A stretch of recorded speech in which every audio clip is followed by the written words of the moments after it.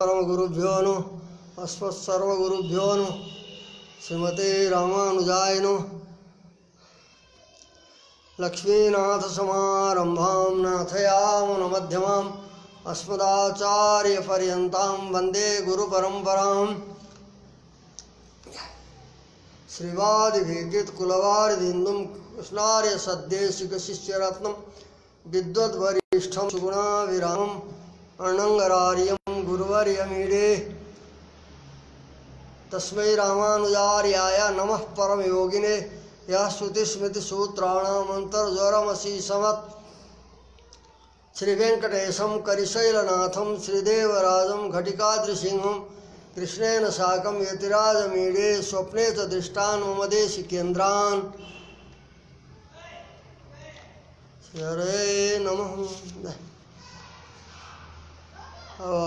प्रपत्ति को शरणागति को प्रसंग चलेको छ।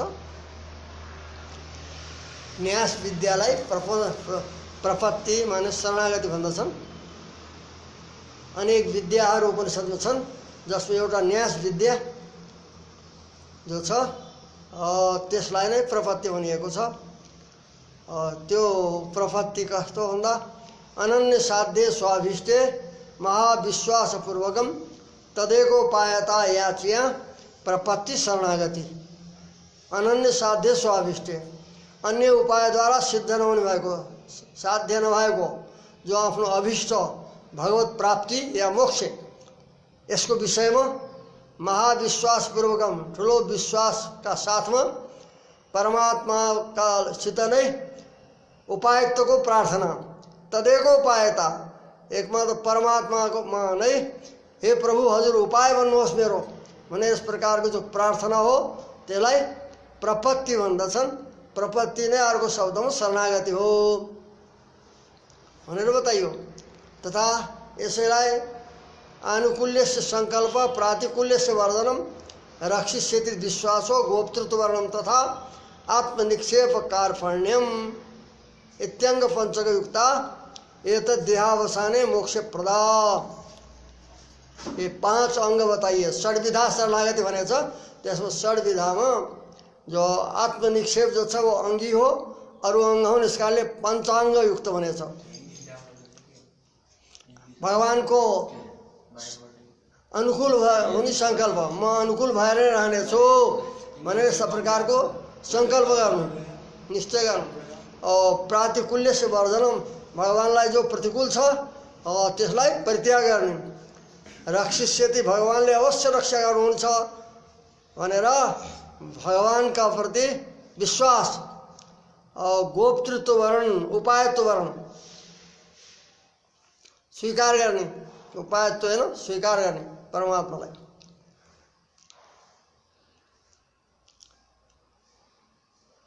आत्मनिक्षेप अनि आत्मालाई परमात्माको उसमा समर्पण गर्नु। रक्षा को भार भगवान में समर्पण गर्नु अथवा आत्मा आत्मीय सबै परमात्मा को शेषत्व हैन यसरी परमात्मा में समर्पण गर्नु।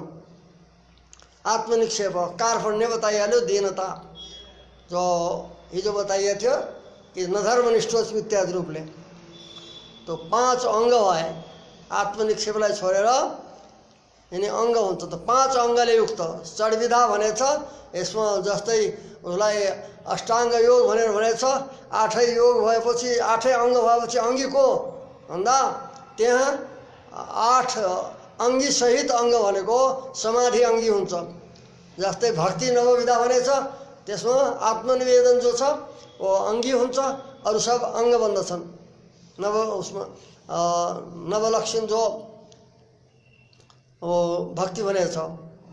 यस्तै प्रकारले यहाँ पनि षड्विधा शरणागति भनेछ त्यसमै 5 अंग हुन्छन्।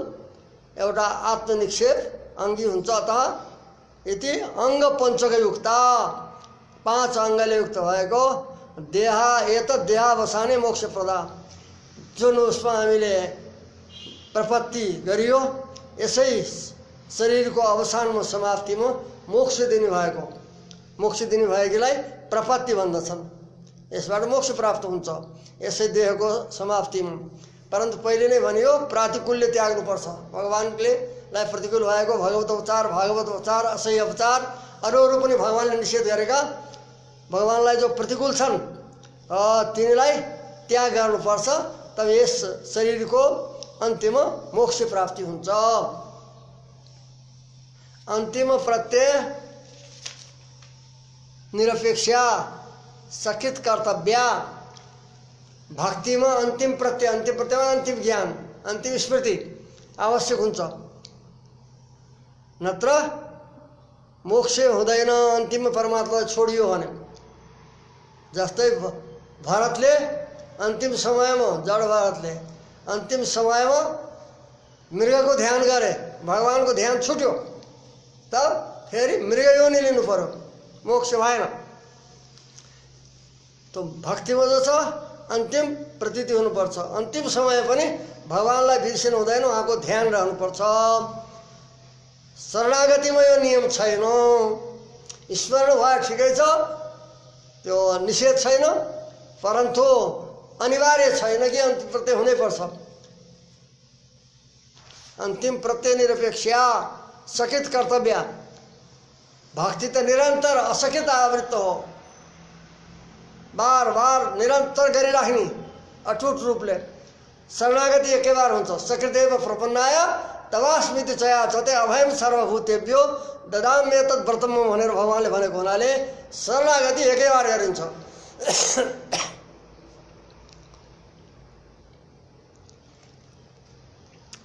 अन्तिम प्रत्यय अन्तिम ज्ञान अन्तिम स्मृतिको अनिवार्यता रहँदैन भनियो। किनकि भगवानले वराह पुराणमा पृथ्वीका प्रति भन्नुभएको छ, ततस्तु म्रियमाणं तम काष्ठ पाषाण सन्निभम अहम स्मरामि मद्भक्तम नयामि परमाम गतिम। जब अन्तिम समयमा अचेतन भएको है, काष्ठ पाषाण सन्निभम काठ र ढुङ्गो जस्तो अचेत भयो, त्यस अवस्थामा उसले स्मरण गर्न सक्दैन। अन्तिम अवस्थामा त्यो स्थितिमा पनि मैले स्वयं स्मरण गर्छु, अहम स्मरामि मद्भक्तम, मैले स्वयं स्मरण गर्छु र त्यो आफ्नो भक्त जो छ प्रपन्न त्यसलाई मैले नयामी परमाम गतिम आफ्नो मोक्ष पदमा लिएर जान्छु भनेर भगवानले भन्नुभएको छ। यसकाले अन्तिम प्रत्यय अनिवार्य छैन, अन्तिम स्मृति भक्तिमा अनिवार्य छ र भक्ति निरन्तर गरिन्छ, असकित आवृत्त हुन्छ मृत्यु पर्यन्त। शरणागतिमा यो नियम छैन। शरणागतिमा एक बार गर्नुपर्छ। सकृत कर्तव्य तथा ये अनेक शब्दले उसलाई बताइन्छ। न्यास शरणागति इत्यादि शब्दवाच्य, न्यास शरणागति प्रपत्ति इत्यादि शब्दद्वारा उसलाई वर्णन गरिने ज्ञान विशेष रूप, ज्ञानको विशेष अवस्था नै हो। किनकि तदेव पाए तुमेव पाए भूतो में भवेति प्रार्थना मति भनेको छ। प्रार्थना गर्ने जो मति हो, बुद्धि हो, ज्ञान हो भनेर। यस कारणले हो ज्ञान विशेष हो, ज्ञान विशेष रूप। अतएव ज्ञानले नै मोक्ष हुन्छ भन्ने यस वचनसित विरोध हुँदैन। भक्ति पनि ज्ञान विशेष बताइयो, यस्तै प्रकारले प्रपत्ति पनि ज्ञानको विशेष अवस्था हो। यस कारणले यसलाई ज्ञान, त्यो ज्ञान तमेव विदित्वा अतिमृत्युमेति नान्य पन्था भनेर ज्ञानलाई छोडेर अन्य उपाय छैन भन्ने वचनसित विरोध हुँदैन।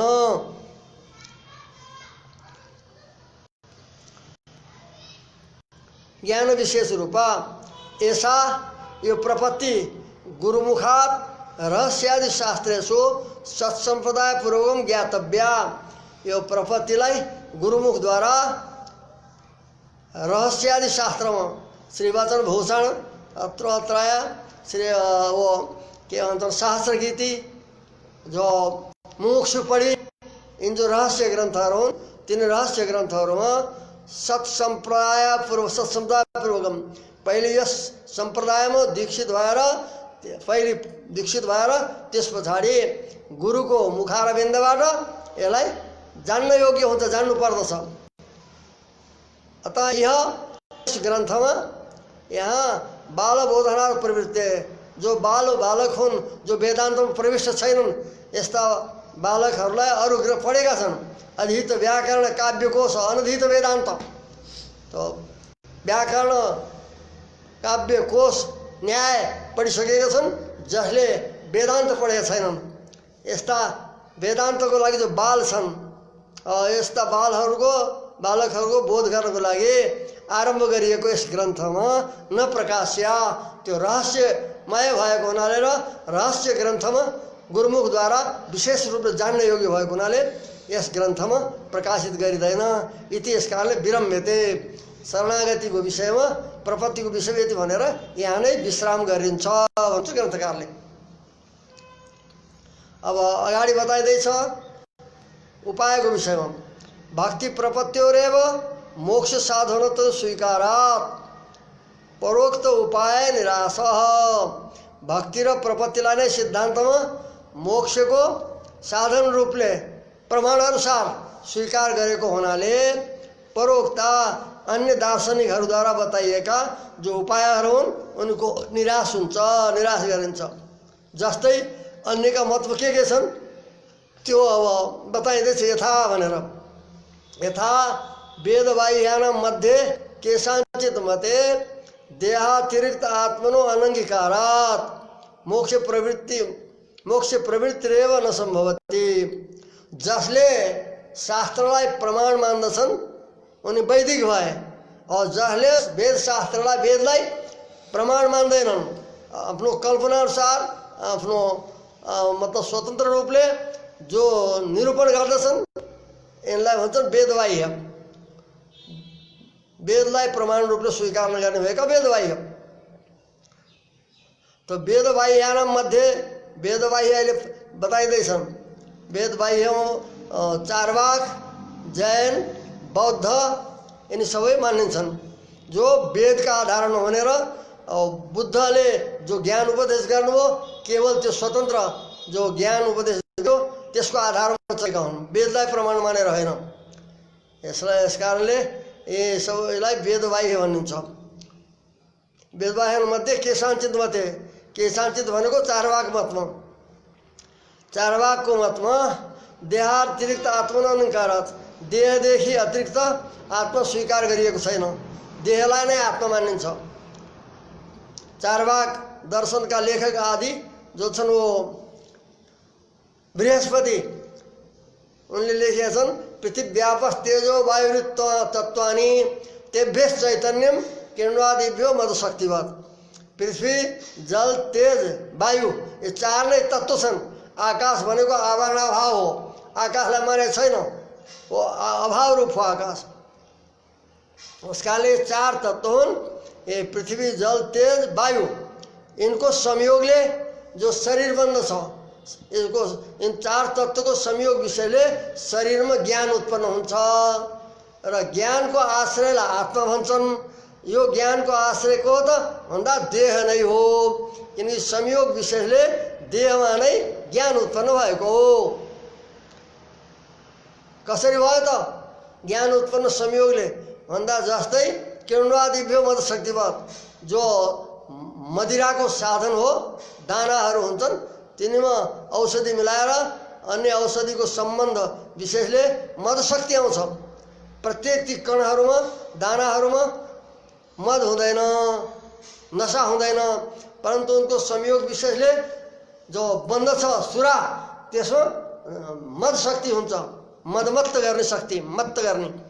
तो जस्तै त्यस संयोग विषयले मद शक्ति उत्पन्न भयो, त्यस्तै प्रकारले यी चार भूतबाट बनेको जो देह हो त्यो चार भूतको संयोग विषयले देहमा ज्ञानको उत्पन्न हुन्छ र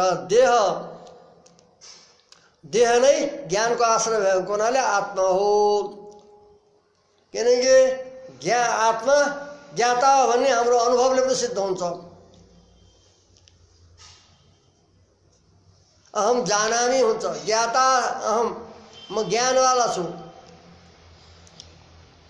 स्थूलो हम जानामि यस्तो प्रकारको व्यवहार हुन्छ।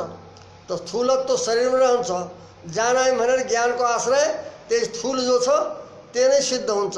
यसरी स्थूलत्वको अधिकरणमा जसलाई स्थूल शब्दले भन्छ त्यसैलाई अहम शब्दले भन्दछ। स्थूलो हम जानामि त दुईटैको समानाधिकरण छ, दुईटै पदले एक अर्थलाई बताउँदछन्। स्थूलले पनि त्यसैलाई बताउँछ, अहम पदले पनि। त्यो को हो त स्थूलत्व युक्त शरीर नै हो, अहम प्रत्ययले अहम शब्दले बताइने। अतः त्यो ज्ञानको आश्रय जो छ शरीर नै हो भन्छन्। शरीरदेखि अतिरिक्त आत्मा मान्दैनन् चार भागले। यस कारणले भनियो कि वेदवाह्यानां मध्ये केषाञ्चित् मते देहातिरिक्त आत्मनो अनङ्गीकारात्, देहदेखि अतिरिक्त आत्मा स्वीकार नगरेको हुनाले मोक्ष प्रवृत्ति न सम्भवति। जो विचारवान हुन्, जो विमर्शपूर्वक उपायमा प्रवृत्त हुनेवाला हुन्, उनको यस मतमा त मोक्षमा प्रवृत्ति नै हुँदैन मोक्षको विषयमा। किनकि जो देहदेखि अतिरिक्त आत्मा होइन, यो शरीर नष्ट भए त आत्मा नष्ट हुन्छ। यस्तो आत्मा यस्तो मोक्षलाई प्राप्त गर्नको लागि कसैको प्रवृत्ति हुँदैन। मोक्ष प्रवृत्तिले मनुष्य देह नै आत्मा हो, और देहको सर्वांश नाश हुनु यही नै मोक्ष हो भनेर त्यस मतमा भनिएको छ चार भाग दर्शनमा। यस कारणले यस्तो मोक्षमा जो विचारवान पुरुष हुन् उनको प्रवृत्ति नै हुँदैन। अब अर्को मत अन्य मते, अन्य जो छन् अन्य दार्शनिक, उनको मतमा जस्तै कसैले ज्ञानस्य क्षणिकत्वात् तस्यैव आत्मत्वात् कस्य प्रवृत्ति, बौद्ध मत भनिन्छ। बौद्धको मतमा योगाचार बौद्धको मतमा क्षणिक ज्ञान आत्मा भनिन्छ। एक क्षण नष्ट हुन्छ एक क्षणमा। बौद्ध सिद्धान्त हो योगाचारको। ज्ञान क्षणिक हो, एक क्षणभन्दा अधिक रहँदैन। एक क्षणमा अर्को ज्ञान उत्पन्न नहुँदै यो नष्ट भइसक्छ। अगाडिको ज्ञान उत्पन्न नहुँदै पूर्व ज्ञान नष्ट हुन्छ। यस कारणले ज्ञान जो छ आत्मा हो, त्यो क्षणिक भएको हुनाले क्षणिकत्वात् तस्यैव आत्मत्वात्, त्यो जो क्षणिक ज्ञान हो त्यो नै आत्मा भएको हुनाले कस्य प्रवृत्ति, मोक्षमा प्रवृत्ति कसको हुन्छ? तब बौद्धहरूले समाधान गर्छ, उत्तर दिन्छन् सन्तानस्य। ज्ञान रूपी आत्मा क्षणिक भए पनि ज्ञानको सन्तान चल्छ। सन्तान भने परम्परा। त्यस्तै ज्ञान उत्पन्न हुँदै जान्छ। जो पहिलो ज्ञान थियो त्यस्तै नदी प्रवाह जस्तै या द्वीपको कली जस्तै, द्वीपको जो लौ हुन्छ, कलिका हुन्छ, त्यो जो छ बराबर नष्ट भइरहेको छ। त्यसलाई बढाइराख्नेवाला जो कणहरू, तेल हो, बत्ती हो, यसले गर्दा बराबर त्यो एक समान ज्योति हुँदै जान्छ। यसका थाहा हुँदैन त्यही नै ज्योति हो भन्ने यस्तो हुन्छ। हिजो जलाइएको थियो, आज हेर्दा जलिराखेको बत्ती, त भन्छ भने सेम दीपकलिका, उही नै दीपकलिका हो। दीपको जो लौ हो, हिजो जो थियो त्यही नै हो भनिन्छ। यस्तो प्रतिभिज्ञा हुन्छ। त्यो कसरी भयो त भन्दा समानताले उस्तै दीपका ज्वाला बन्दैछन्, पहिलो नष्ट हुँदैछ। त्यस्तै प्रकारले यहाँ पनि ज्ञानको सन्तान हुन्छ। क्षणमा नष्ट हुँदै गयो, नष्ट हुँदै जाँदा अनि अगाडि चाहिँ त्यस्तै ज्ञान उत्पन्न हुँदै जान्छ। त्यसैको नै मोक्षमा प्रवृत्ति हुन्छ ज्ञान सन्तानको। ज्ञान क्षणिक भए पनि ज्ञानको जो परम्परा हो त्यो चलिरहेको छ, त्यसैको मोक्षको प्रवृत्ति हुन्छ भनेर यो समाधान गर्ने हो भने सन्तानस्य चेत न, सन्तान मोक्षमा प्रवृत्त हुन्छ। मोक्षको लागि प्रारम्भ उपाय गर्दछ, प्रारम्भ गर्छ भनेर यो भन्ने हो भने हुन सक्दैन। किन? त्यो क्षणिक ज्ञान हो अनि अर्को ज्ञान उत्पन्न नहुँदै पहिले नष्ट भइसक्छ। पहिलेको ज्ञान क्षणभरमा नष्ट भइहाल्छ, अर्को ज्ञान उत्पन्न भएको छैन। त अलग अलग ज्ञान भए, त्यो भिन्न भिन्न ज्ञानमा ज्ञान भिन्न भिन्न भए। एउटालाई ज्ञान हो कुनै वस्तुको, अब त्यो ज्ञान त्यो आत्मा ती नै नष्ट भयो क्षणभरमा, अर्कोसित भेटै भएको छैन। नभएपछि यसको संस्कार पनि उत्तरोत्तर जान सक्दैन। आपसमा जब विनष्ट हुँदै जाँदैछन् बिना सम्बन्ध नै भएपछि संस्कार पनि जान सक्दैन। अतः जो यो प्रतिभिज्ञा हुन्छ कि यमहम पूर्वेद्यु अदृष्टम तमहम स्पृशामि, जो मैले हिजो देखेको थिएँ त्यसैलाई आज स्मरण गर्छु, स्पर्श गर्छु भनेर यस्तो प्रतिभिज्ञा हुन्छ। यो प्रतिभिज्ञा त जब आत्मा स्थिर हुन्छ तब हुन्छ। हिजो देख्नेवाला पनि उही थियो, हिजोबाट आजसम्म त्यो स्पर्श गर्दैछ त्यसै वस्तुलाई भनेपछि त्यो पनि त्यहाँ तक स्थिर हुनु पर्यो। भएपछि त्यसलाई प्रतिभिज्ञा हुन्छ। पहिले जो देखेको थियो त्यसको संस्कार त्यो आत्मामा रहेको हुन्छ, पछि स्मृति हुन्छ र यो प्रतिभिज्ञा भन्दछ। परन्तु यहाँ त कस्तो छ भन्दा एक एक क्षणमा नष्ट हुँदैछ। नष्ट भएको हुनाले त्यो प्रतिभिज्ञामै बन्दैन। किनकि अन्यले देखेको, अन्यले मैले स्पर्श गर्छु भनेर कसरी भन्छ? अहिलेसम्म त लाखौँ आत्मा बितिसके, क्षण क्षणमा ज्ञान रूपी आत्मा उत्पन्न भए, नष्ट भए, उत्पन्न भए, नष्ट भए गर्दै गर्दै कति आत्मा भइसके।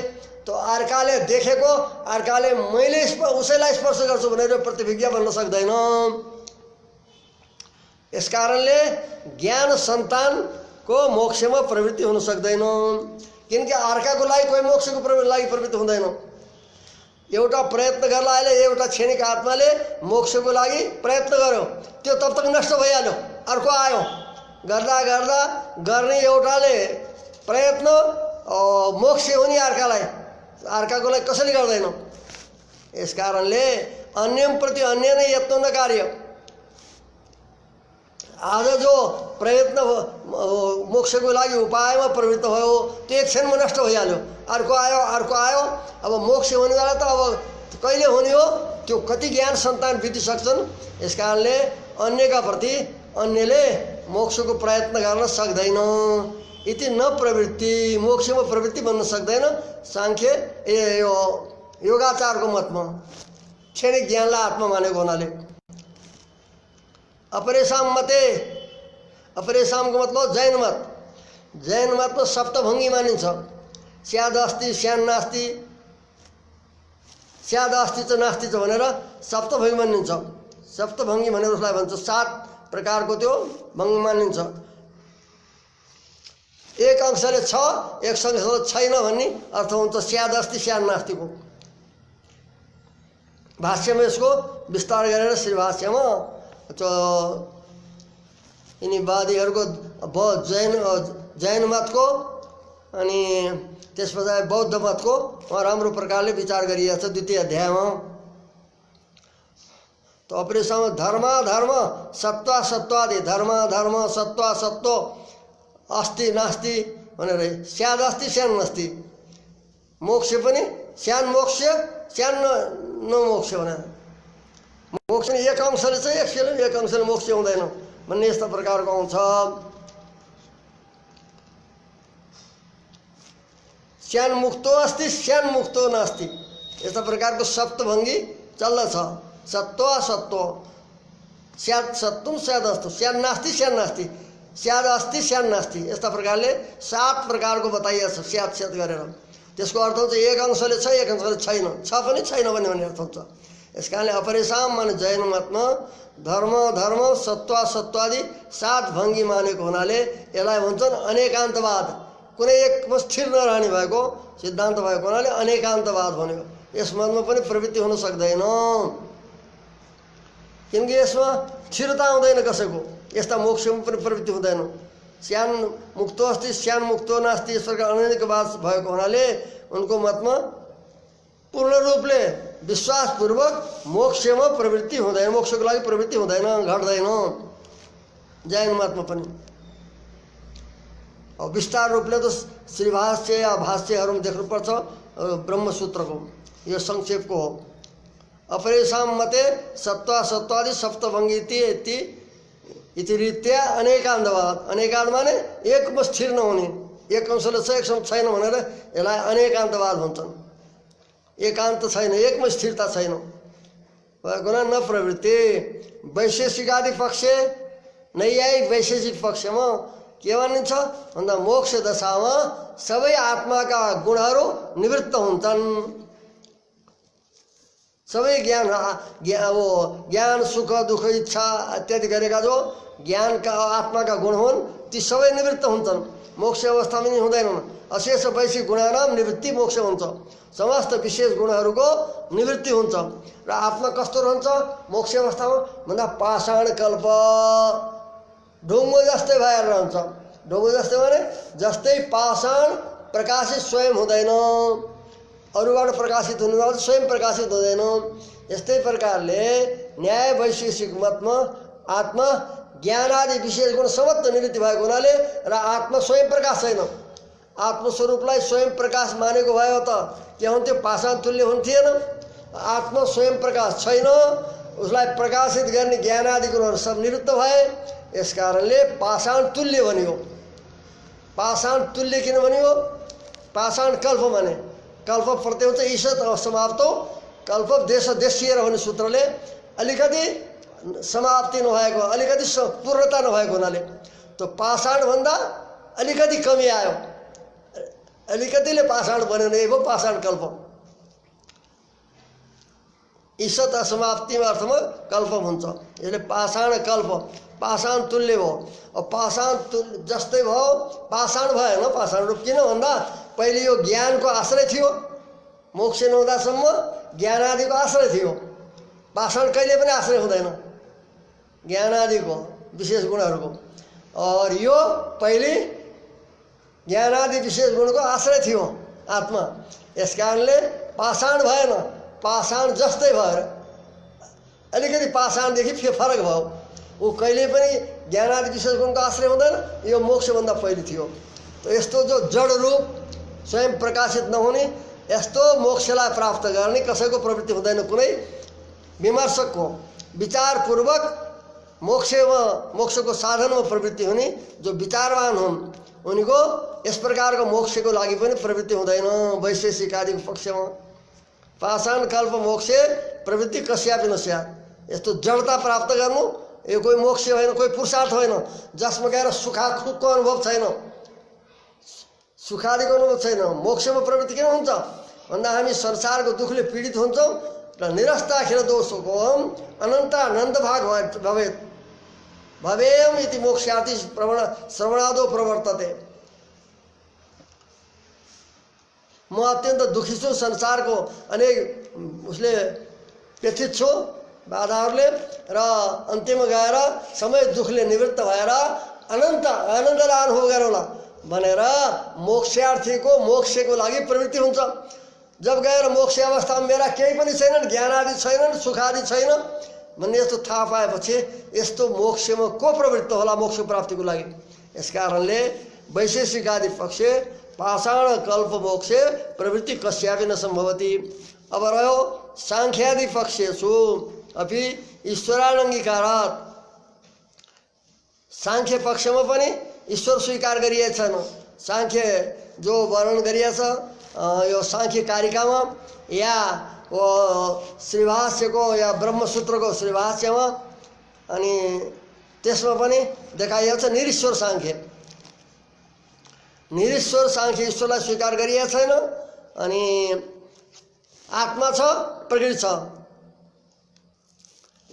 दुईटा तत्त्व छन्, दुई तत्त्व छन्, एउटा आत्मा एउटा प्रकृति।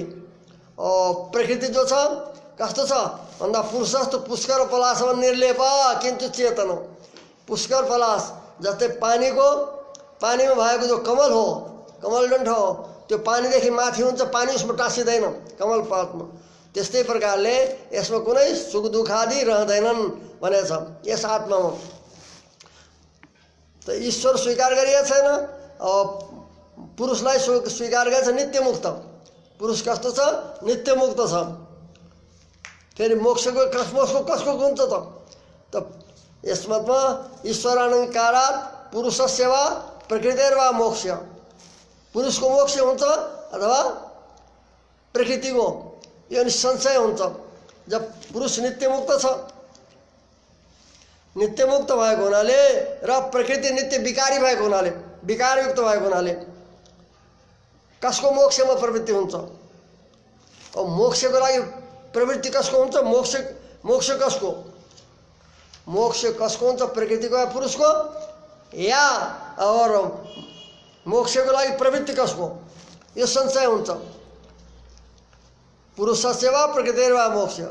पुरुष नित्य मुक्त मानिएको छ और प्रकृति नित्य परिणामी छ।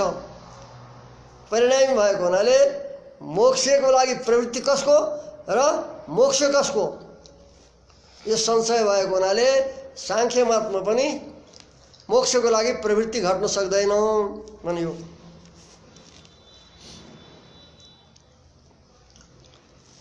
सांख्य कारिका यसको लागि ज्ञातव्य छ।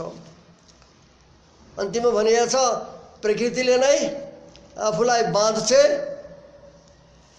और आफूलाई उद्धार गर्छ भनेर बताइएको छ। प्रकृति त जड हो, जड प्रकृतिले कसरी मोक्षको लागि प्रवृत्ति गर्नु, फेरि परिणामी हो। यस कारणले यसको स्वरूपलाई विचार गर्दा पुरुष नित्यमुक्त, प्रकृति विकारी भएको हुनाले मोक्ष कसको र मोक्षको लागि प्रवृत्ति कसले गर्छ भन्ने यो संशय भएको हुनाले सांख्य मतमा पनि मोक्षको लागि प्रवृत्ति बन्न सक्दैन। अब रह्यो माई मते, अद्वैत मतमा मायालाई मान्ने भएको माई मत भनिन्छ। मायाले गर्दा ब्रह्म जो छ ईश्वर भएको छ, जीव भएको संसारी भएको छ भनेर मानिन्छ। त्यो माई मतमा व्यावहारिक वाक्य जति सबै वाक्यहरू हुन् व्यावहारिक हुन्। जति वस्तु छन् जब तक व्यवहार चल्छ तब तक व्यावहारिक हुन्, परमार्थ में कुनै छैनन्। अब वेद वाक्य आदि जो हुन् के हुन् त व्यावहारिक हुन्। और मोक्ष भनेको त पारमार्थिक हो, सदा रहने वाला वास्तविक हो। त व्यावहारिक वाक्य व्यावहारिक जो वेद वाक्य हुन् ते वाक्य पारमार्थिक अभेद ज्ञान जनक अभेद ज्ञान अजनकत्वात्, अभेद ज्ञानलाई उत्पन्न गर्न नसक्ने भएको हुनाले न प्रवृत्ति। अद्वैत मत के हो भन्दा ओ तत्त्वमसि इत्यादि वाक्यद्वारा ओ अपरोक्ष ज्ञान उत्पन्न हुन्छ, वाक्यजन्य ज्ञान। तो वाक्यजन्य ज्ञान उत्पन्न हुन्छ और त्यो वाक्यजन्य ज्ञानद्वारा अविद्या निवृत्ति हुन्छ र जीवात्मा जो अज्ञानले कल्पित थियो त्यो जीवत्व उसको हट्दछ, ब्रह्म नै रहन्छ। ब्रह्म नै अविद्याले गर्दा जीव भावलाई प्राप्त गरेको त्यो भ्रमले जीव मानेको थियो आफूलाई। त्यो अविद्या हटेपछि केले हट्छ त भन्दा वाक्यजन्य जो पारमार्थिक जो अभेद ज्ञान हो, अभेद ज्ञानले निर्विशेष चिन्मात्र ब्रह्मैवाहम, निर्विशेष चिन्मात्र म ब्रह्म नै हो भन्ने यस्ता प्रकारको आत्मालाई ज्ञान हुन्छ रे। और त्यो ज्ञानले अविद्या निवृत्ति हुन्छ भनेर मानिएको छ अद्वैतमा, माई मतमा। त त्यो ज्ञान कसले हुन्छ त भन्दा वेद वाक्यद्वारा हुन्छ रे। तत्त्वमसि अयम आत्मा ब्रह्म इत्यादि महावाक्य भनिएका छन्। त यो वाक्यद्वारा ज्ञान उत्पन्न हुन्छ। त सबै के हुन् त भन्दा सब व्यावहारिक हुन्। वेद व्यावहारिक हो, जीव पनि व्यावहारिक, संसारका सबै वस्तु व्यावहारिक, परमार्थ अवस्थामा कोही रहँदैनन्। तो व्यावहारिक जो वाक्य हो त्यसले पारमार्थिक ज्ञानलाई उत्पन्न गर्न सक्दैन, अभेद ज्ञानलाई। पारमार्थिक मान्नु, शास्त्रलाई पारमार्थिक मान्नु पर्यो, वास्तविक छ शास्त्र भनेर मान्नु पर्यो। मान्ने हो भने अद्वैत रहँदैन। जीवलाई पारमार्थिक मान्नु, जीवलाई सत्य मान्नु, वेदलाई सत्य मान्नु, ब्रह्मलाई सत्य मान्नु, तब मोक्षको लागि प्रवृत्ति हुन सक्छ। जीव पनि कल्पित, वेद कल्पित अविद्याले केवल व्यवहार अवस्थामा रहन्छन् भन्दा यस व्यावहारिक वेद वाक्यले पारमार्थिक जो वास्तविक जो अभेद ज्ञान हो त्यसलाई उत्पन्न गर्न सक्दैन। यस कारणले यस मतमा पनि मोक्षको लागि प्रवृत्ति घट्दैन। जति आडम्बर गरी त्यहाँ सिद्ध गर्न खोजे पनि यो वास्तवता यसको रहस्य जानेपछि यस मतमा पनि मोक्षको लागि प्रवृत्ति बन्दैन। अब रहे भास्कर र यादव प्रकाश, यी दुईटा मतहरू लगाएछ। वेदार्थ सङ्ग्रह पनि हामीले चिन्तन गऱ्यौँ स्वाध्यायमा, त्यसमा अद्वैत मत, भास्कर मत र यादव तीन मतको वहाँ समालोचना भएको छ, विचार भएको छ। त भास्कर र यादव प्रकाशको मतमा अब भास्कराचार्यले के भन्छन्, ज्ञान कर्म को कर्म ज्ञान को समुच्चय मान्छन्, बराबर रूपले मोक्षका साधन हुन् भनेर बताएछ। ज्ञान कर्म समुच्चयवाद भन्छ यसलाई। ज्ञान र कर्म बराबर रूपले उपाय छन् भनेको हुनाले के हुन्छ कि शास्त्रमा ज्ञानलाई मात्र मोक्षको साधन बताएछ। यस कारणले समुच्चय दुईटै समान रूपले, जस्तै कस्तो समान भन्दा जस्तै बैगन हेरौँ भाँटो जसलाई भन्छौँ, त्यसमा एउटा डाँठमा दुईटा फल टाँगेका लागि झुलेका हुन्छन्। त्यस्तै प्रकारले बराबरमा टाँगेका हुन्छन्। त्यस्तै प्रकारले बराबर रूपले एक मोक्षको लागि दुईटा साधन छन् भनेर यो यादव प्रकाश र भास्कराचार्यले मानेका छन्। तर त्यो बन्न सक्दैन, किनकि ज्ञानलाई मोक्ष मानेको साधन मानेछ, ज्ञानलाई मात्र। अतः यो ज्ञान कर्म समुच्चयवाद पनि बन्न सक्दैन। ज्ञान कर्मको प्रधानता मानेर समुच्चय मान्ने पक्ष पनि निरस्त हुन्छ, किनकि सिद्धान्तमा ज्ञान र कर्म अङ्ग भएको भक्तिलाई, भक्ति रूपापन्न ज्ञानलाई मोक्षको साधन मानेको छ। यस कारणले यो समुच्चयवाद पनि घट्न सक्दैन, किनकि ज्ञानलाई मात्रै मोक्षको साधन भनेर बताएछौँ शास्त्रमा। तमेव विदित्वा अतिमृत्युवेति इत्यादिमा ज्ञानलाई नै तमेव विदित्वा ब्रह्मलाई नै जानेर मोक्षलाई संसारलाई पार गर्छ भनेर बताइएको छ।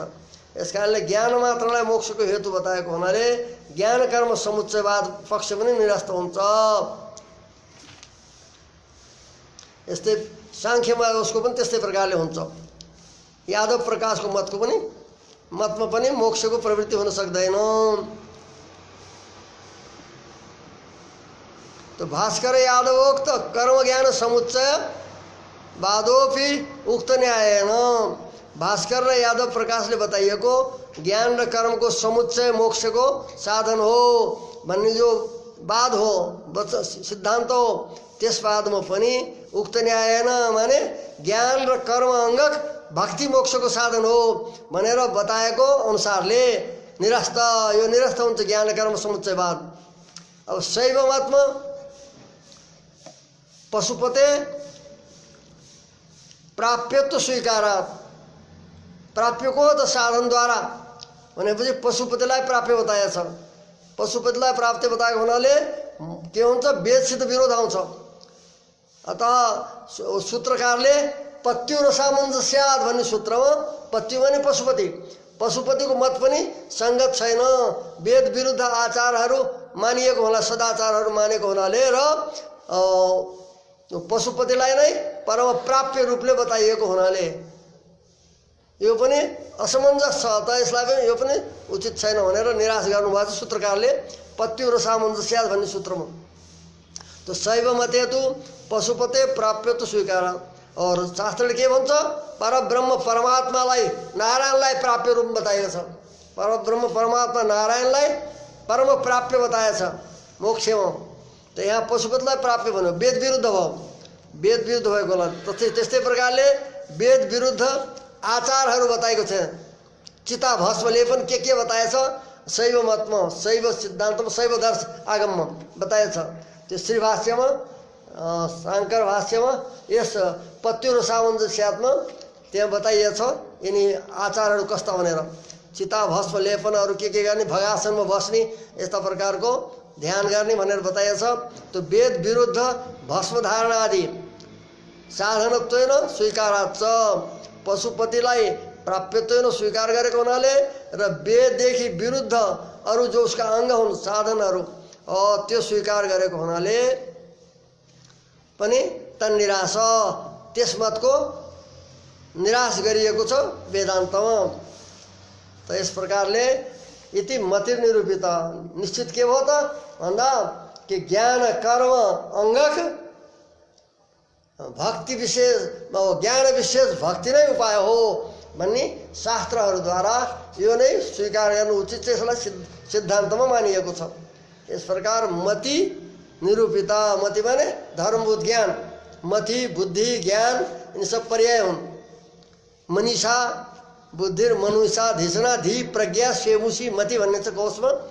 तो मति निरूपिता माने मति अर्थात धर्मभूत ज्ञान को यसरी संक्षेपमा यहाँ वर्णन गरियो यस सप्तम अवतारमा। इस प्रकार बादुल वंश का श्रेष्ठ महाचार्य का जो शिष्य, प्रथम शिष्य हुन्छ श्रीनिवासाचार्य, उहाँले रचना गरेको जो यतिन्द्रवत दीपिका नाम गरेको जो वेदान्त परिभाषा यो जोमा 7वां अवतार यहाँ पूर्ण हुन्छ। श्री हरे नमः। अब अगाडि हामी 8वां प्रवेश गर्दछौँ। 8वां अवतारमा 8वां अवतारमा जीवको निरूपण हुन्छ। 7वांमा धर्मभूत ज्ञानको, जीव र परमात्माको धर्मभूत जो ज्ञान हो त्यो ज्ञानको निरूपण भयो। अब धर्मीको निरूपण जीवात्मा। 8वां जीवात्मा, 9वां अवतारमा ईश्वर तथा यो 10वां अवतारमा जो अद्रव्य बताइएको छ तिनीहरूको निरूपण हुन्छ क्रमशः। अब जीवात्माको हामीले विचार गर्न प्रवृत्त हुन्छौँ। अथ जीवो निरूप्यते लक्षण प्रमाणाभ्याम वस्तु सिद्धि भनिन्छ। लक्षण र प्रमाणद्वारा कुनै वस्तुको सिद्धि हुन्छ। पहिले लक्षण गर्नु पर्यो। लक्षण कसलाई भन्छन्? असाधारण धर्म हो लक्षणम। लक्ष्यमा रहने भएको जो असाधारण धर्म हो त्यसैमा मात्रै रहेर अन्यत्र रहँदैन, त्यसलाई भन्छन् असाधारण धर्म। तद्वृत्तित्व सति तदन्य आवृत्तित्व, असाधारण धर्म हुन्छ। तो पहिले जीव र ईश्वरमा सामान्य रूपले जाने लक्षण गरिँदैछ। जीव र ईश्वरलाई लक्ष्य बनाएर अब पहिले त्यसको लक्षण गरिँदैछ। प्रत्यक्तो, चेतनत्व, आत्मत्व, कर्तृत्व आदिनी ईश्वर जीव साधारण लक्षणानि। प्रत्यक्तम आत्मनो लक्षणम, चेतनत्वम आत्मनो लक्षणम तथा आत्मत्वम जीवस्य लक्षणम। जीव मात्र हैन, आत्मत्वम भने यो पनि लक्षण हुन्छ, आत्मा हुनु। कर्तृत्व जीव ईश्वरमा दुवैमा मात्र हुन्छ, जड वस्तु हुँदैन। तो प्रत्यक्तो, चेतनत्व, आत्मत्व तथा कर्तृत्व आत्मनो लक्षणम भन्दा दुवैको, आत्मा भनेर जीव र परमात्मा दुईटैमा जाने यो लक्षण हो। अब प्रत्यक्ष तो के हो त भन्दा स्वस्मै स्वयमेव भासमानत्व, आफ्नो लागि आफै प्रकाशित हुनेवाला वस्तुलाई भन्छन् प्रत्यक्ष। प्रत्यक्ष र पराग दुईटा भनिएको थियो पहिले आरम्भमा। परागमा परस्मै भासमानत्व भनेको थियो। पराग अर्कालाई नै प्रकाशित हुनेवाला वस्तुलाई भन्छ पराग। त्यो परागमा दुई थरी बताइएको थियो। एक परस्मै परत भासमानत्व, एक परस्मै स्वतः भासमानत्व। परस्मै पर भनेर यहाँ चेतनलाई लिएको। तो परस्मै परत भासमानम, काल, प्रकृति, प्राकृतिक पदार्थ सब अर्कालाई अन्यद्वारा प्रकाशित हुन्छन्। जति प्रकृति, काल आदि वस्तु हुन् त्यो स्वयं प्रकाशित हुँदैनन्। तिनलाई प्रकाशित गर्न अर्को प्रमाणको आवश्यकता पर्छ। प्रमाणान्तरद्वारा ज्ञातव्य हुन्छन्। जस्तै एउटा घट छ, यो पराग वस्तु हो, अर्काको लागि हो। त्यो पराग वस्तुलाई प्रकाशित के गर्ने, त्यो स्वयं प्रकाशित हुँदैन। त्यसलाई प्रकाश गर्नलाई प्रकाशित गर्नलाई दीपादि चाहिन्छन्। तो परस्मै परतः अर्काको लागि अन्यद्वारा जो प्रकाशित हुन्छ उसलाई एक प्रकारको पराग भनिन्छ। दोस्रो प्रकार हो, दोस्रो उसको परागमा दोस्रो तत्व हो परस्मै स्वतः भासमानत्व, अर्काको लागि स्वयं प्रकाशित हुने। त्यसमा पर्दछन् धर्मभूत ज्ञान र नित्य विभूति, यी स्वयं प्रकाश हुन्छन्। यस कारणले इनको प्रकाश कसलाई, ज्ञानको प्रकाश कसलाई भन्दा आत्मालाई, परमात्मालाई। और नित्य विभूतिको पनि स्वतः वो स्वयं प्रकाश हो, उसलाई अन्यद्वारा प्रकाशित गर्नु पर्दैन। त्यस कारणले नित्य मुक्त र ईश्वरको लागि स्वयं प्रकाशित हुन्छ। ये दुई थरी त पराग बताइएको थियो। अब प्रत्येकमा स्वस्मै स्वयं भासमानत्व, आफ्नो लागि नै आफै प्रकाशित हुने वस्तुलाई प्रत्येक भन्दछन्। त्यो धर्म भयो प्रत्यक्ष। तो आत्मा स्वयं प्रकाश हुन्छ। त्यो आत्माको प्रकाश कसलाई भन्दा आफूलाई। त्यस्तै प्रकारले परमात्मा पनि यो लक्ष्य गर्दछ। तथा चेतनत्व, चेतनत्वको अर्थ हो चेतनत्व नाम ज्ञानाश्रयत्व, ज्ञानको आश्रय हुनु यो चेतनको लक्ष्य हो। चित्त संज्ञा धातुबाट बन्छ। चेतयति चेतन, जो जान्दछ ज्ञानवाला हुन्छ त्यसलाई चेतन भन्छन्। केवल धातुको अर्थ ज्ञान हो। और त्यहाँ जो ल्युट प्रत्यय गरेको छ त्यसको अर्थ आश्रयत्व। यस कारणले ज्ञानाश्रयत्व, ज्ञानको आश्रय हुनु। तो ज्ञानको आश्रय पनि को हुन्छ? जीवात्मा र परमात्मा। जड वस्तु कोही हुँदैन ज्ञानको आश्रय, ज्ञानवाला हुँदैन। यो हो जीव परमात्मामा घट्नेवाला सामान्य लक्षण, दुईको लागि सामान्य। अब केवल जीवात्माको लक्षण गरिँदैछ, जो परमात्मामा नजानी केवल जीव मात्रमा घट्नेवाला लक्षण बताइँदैछ। एवं सामान्य लक्षण लक्षितस्य, इस प्रकार सामान्य लक्षणले लक्षित भएको जो जीव हो त्यसको विशेष लक्षणानि उच्यन्ते। विशेष लक्षण उसका बताइँदैछ जीव का। अणुत्वे सति चेतनत्वम, अणु भएर चेतन हुनु, ज्ञानवाला हुनु। यहाँ केवल चेतनत्व लक्षण गर्ने हो भने यो परमात्मा पनि जान्छ, किनकि चेतन दुवै तत्त्व छन्। यस कारणले परमात्मामा लक्ष्य नजाओस् भनेर अणुत्व सति विशेषण जोडियो। अब अणुत्व जीवात्मा लक्षण गर्ने हो भने जो प्रकृति का सूक्ष्म तत्व परमाणु आदि हुन् उसमा पनि जान्छ। यस कारणले वहाँ लक्षण नजाओस् भनेर चेतनत्व भनियो। अणु भएर ज्ञानको आश्रय हुनु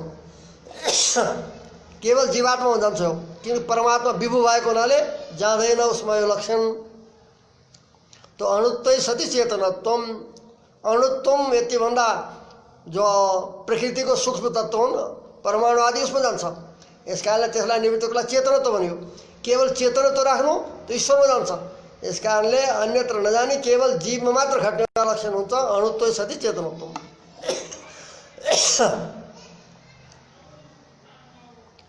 स्वतः शेषत्व सति चेतनत्व, स्वाभाविक रूपले शेष भएर चेतन हुनु यो पनि जीवात्माको लक्षण हो।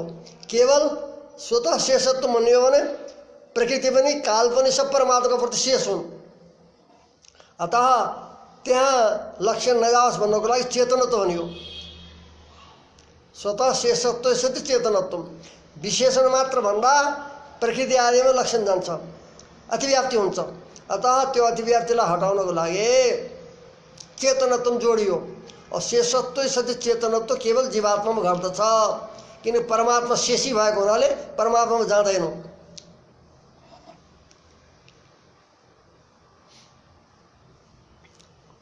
एवं आधेयत्व विधेयत्व पराधीन कर्तृत्व परतंत्रात्मा परतंत्रत्वादिकम उह्यम, यिनी पनि लक्षण भन्दछन्। परमात्मा का प्रति आधेय विधेय शरीर का लक्षण हुने। आधेयत्व विधेयत्व यो शरीर को लक्षण हो। तो परमात्मा का प्रति आधेय आधार परमात्मा, यो आधेय, और परमात्मा विधायक आदेश दिने वाला, यो आज्ञाकारी भएको हुनाले विधेयत्व पनि लक्षण बन्दछ। आधेयत्व विधेयत्व, किन प्रकृतिमा जाँदैन, प्रकृतिलाई यसो गर भन्दा त्यो प्रकृति प्रवृत्ति हुनेवाला होइन, जड भएको हुनाले। तो आधेयत्व विधेयत्व तथा पराधीन कर्तृत्व, पराधीन कर्तृत्व स्वतन्त्र कर्तृत्व ईश्वरमा छ, जीवात्मामा परमात्मा अधीन कर्तृत्व छ। किनकि यो कर्ता शास्त्रार्थ वस्तुवाद भन्ने सूत्रमा जीवात्मालाई कर्ता स्वीकार गरिएको छ ब्रह्मसूत्रमा। तथा यो कर्तृत्व स्वतन्त्र छ या ईश्वरको अधीन छ भन्दा अर्को सूत्र छ परात्व तच्छ्रुते, परमात्माको अधीन कर्तृत्व छ, यो श्रुतिको अनुसार सिद्ध हुन्छ भनेर। अतः पराधीन कर्तृत्वम यो पनि जीवात्माको लक्षण हो। स्वाधीन कर्तृत्व ईश्वरमा और पराधीन कर्तृत्व जीवात्मा हो। चेतनत्व सति पराधीन कर्तृत्व पनि भन्न सकिन्छ। और परतन्त्रत्व जीवस्य लक्षणम गर्दा यो परतन्त्रत्व अचित्व पनि जान्छ। यस कारणले चेतनत्व सति परतन्त्रत्वम, चेतन भएर ईश्वरको अधीन हुनु, यो पनि जीवात्माको लक्षण भन्छ। इत्यादिको मुह्यम इत्यादि लक्षणको अरू पनि कल्पना गर्न सकिन्छ। इस प्रकार जीवात्मा के लक्षण अनुत्व सति चेतनत्व, स्वतः शेषत्व सति चेतनत्व, चेतनत्व सति आधेयत्व विधेयत्व, आधेयत्व विधेयत्व और पराधीन कर्तृत्व, पराधीन कर्तृत्व, अचित्व कर्तृत्व छैन। यस कारणले जीवात्मा नै आउँछ। त्यो स्वतन्त्र नभएर परमात्माको अधीन कर्तृत्व भयो हुनाले पराधीन कर्तृत्व हो। और परतन्त्र आत्मत्व, परतन्त्र सति आत्मत्व, यो पनि लक्षण बन्दछ। ईश्वरको परतन्त्र भएर यो स्वयं आत्मा छ। इत्यादिको मुह्यम सच, त्यो आत्मा को हो त भन्दा सच देह इन्द्रिय मन प्राण दिव्यो विलक्षण, त्यो आत्मा देह होइन, देहदेखि भिन्न हो तथा इन्द्रियदेखि भिन्न हो। अहम स्थूल अहम कृष्ण इत्यादि रूपले भनिन्छ। वास्तवमा त्यो शरीरको स्थूलत्व आदि शरीरको हो। अहम देह अर्थमा लाक्षणिक भएको, अहम भनेको त्यसदेखि विलक्षण छ देहदेखि भन्ने यो सिद्ध गरिएको छ। तो देह इन्द्रिय मन, इन्द्रिय पनि, इन्द्रिय पनि यस्तो व्यवहार हुन्छ लोकमा, अहम कारण अहम बधिर इत्यादि रूपले इन्द्रिय हो कि आत्मा भन्ने जस्तो भ्रम हुन्छ। परन्तु त्यो जो छ आरोपित हो त्यहाँ अन्ध आदि, त्यो जो छ अहम अर्थले बताइँदैन। इन्द्रियहरू मात्रै जो हुन् अन्धत्वका आश्रय बन्छन्। अतः देह इन्द्रिय मन प्राण, प्राणदेखि भिन्न हो। अहिले उदाहरण दिँदैछ अरू। बुद्धिदेखि पनि भिन्न हो, ज्ञानदेखि पनि विलक्षण। देह इन्द्रिय मन प्राण र बुद्धिदेखि विलक्षण भिन्न छ। जस्तै यहाँ बताइँदैछ कसरी भिन्न छ भन्दा मम शरीरम भनिन्छ। जस्तै मेरो घर भन्छौँ हामीले, मम गृहम भन्दा गृहदेखि आत्मा भिन्न सिद्ध हुन्छ। त्यस्तै प्रकारले मम इदम शरीरम भन्दा मेरो शरीर भन्ने जो षष्ठी विभक्ति गरेको छ षष्ठी भेदमा हुन्छ मुख्य रूपले। अतः यो देहदेखि आत्मा भिन्न सिद्ध हुन्छ। यस्तै प्रकारले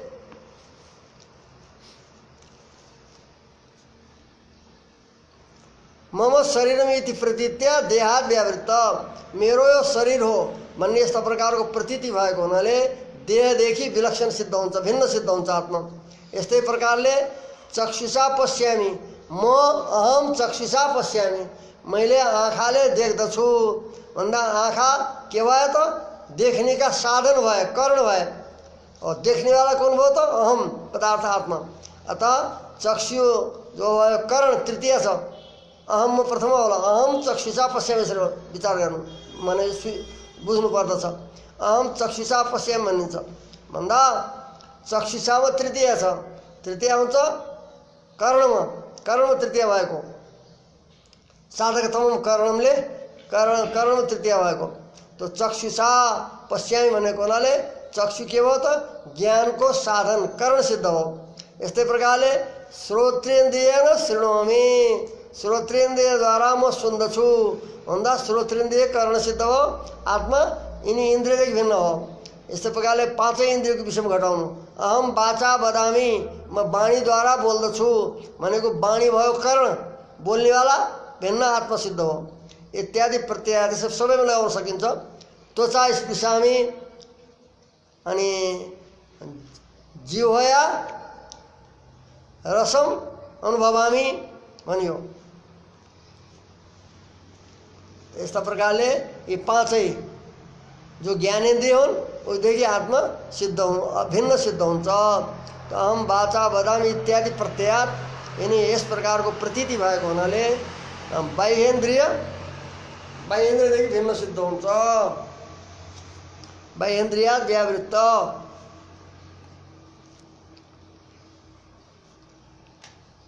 त्यसै प्रकारले अहम मनसा जानामि, यस प्रतीतिले मनसो ज्ञान करणत्व प्रतीति, मन जो छ ज्ञानको कारण रूपमा प्रतीत हुँदैछ, कर्ता रूपमा हुँदै छैन।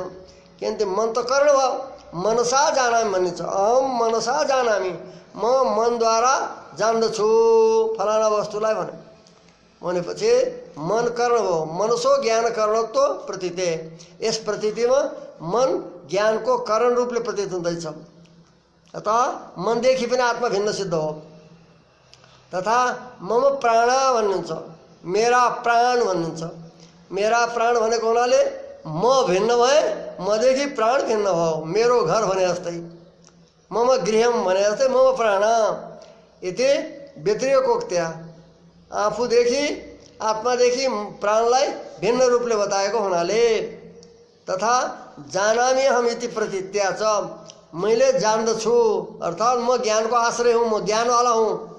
इति प्रतीत्या च, यस प्रतीतद्वारा के भयो त जान्नेवाला म भएँ, ज्ञानवाला। ज्ञान भिन्न हो, ज्ञानवाला म भएँ, ज्ञान भएन।